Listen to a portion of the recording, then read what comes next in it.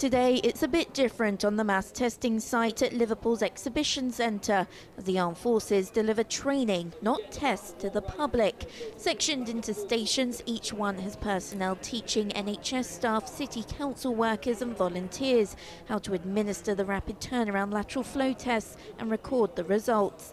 It's something the forces had to quickly learn themselves, as they were drafted into Liverpool in an urgent task to deliver mass testing to the city.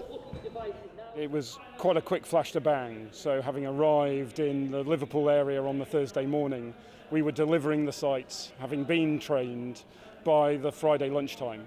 And since then we've learned lots of lessons and ways to make the process efficient and to put it in a more sustainable delivery. Those lessons now are being taught to the people who will be able to continue this effort after the pilot is finished, and that's what we're doing here today. More than 300,000 people have been tested for COVID across the city, including those that weren't showing any symptoms as part of the mass testing pilot. And as the city prepares to move into Tier 2 restrictions after the lockdown, it appears mass testing at this scale has been a success and has lowered infection rates to 158 per 100,000, a figure that once stood scarcely high at 635 cases in October, with the highest death toll for the virus in England. The news that Liverpool is coming out of Tier 3 on the 2nd of December is amazing news.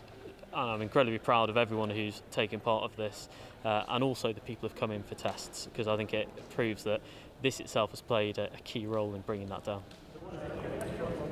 You get 25 swabs. With infection rates falling, the armed forces are now preparing to step down from the test sites in December. But before they leave, they're making sure everyone here will be able to take over the test sites and continue to deliver mass testing in the city. It's very simple. It takes about 1 minute to complete the full test, from putting a solution into a bottle to mixing the swab for 10 seconds and then to putting the solution onto the device itself. It takes about 1 minute to complete throughout. It's been interesting to see both sides, from being somebody to come to have a test to actually what goes on behind the scenes to provide the results. I've been a chef for the past 13 years, so yeah, obviously my industry was one of the first industries to get taken out.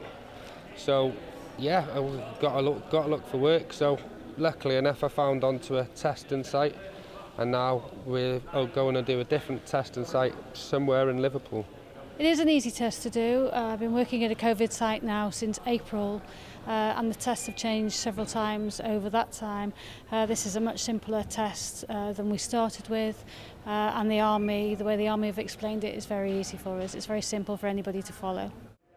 Once personnel step down, they'll be put on high readiness to help with any future COVID-related tasks. I think now we've learnt a lot of lessons. We understand how the testing works, and probably slightly more importantly what the testing looks like and the best ways to deliver that, and those are all lessons we've learnt on the pilot.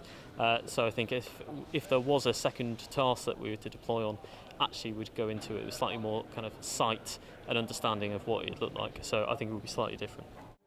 Local authorities in Tier 3 areas will be able to apply for support from the armed forces to deliver 6 weeks of rapid testing. If you enjoyed this video, don't forget to like and subscribe to our channel.